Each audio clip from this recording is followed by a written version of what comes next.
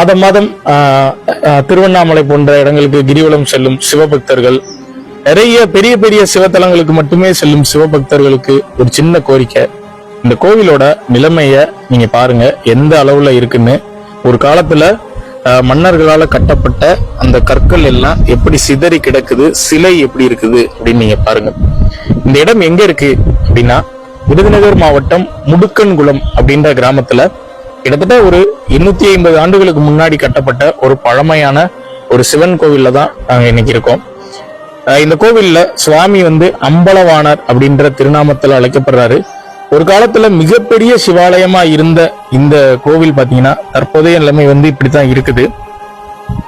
சொல்ல போனா குடமுழுக்கு நடந்து பல வருடங்கள் ஆயிடுச்சு. இந்த ஊரோட மக்களோட கோரிக்கை என்ன அப்படின்னு பார்க்கும்போது, இந்த கோவிலுக்கு குடமுழுக்கு நடத்தணும் அப்படின்ற ஒரு கோரிக்கையை அரசாங்கத்துக்கு வைக்கிறாங்க.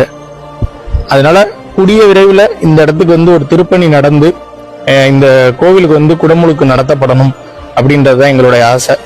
உங்களுக்கு ஒரு சின்ன ஒரு கோரிக்கை நாங்க வச்சுக்கிறோம். இந்த காணொலியை பார்க்கிற நீங்க இந்த காணொலியை நிறைய பேருக்கு ஷேர் பண்ணி மட்டும் தெரியப்படுத்துங்க.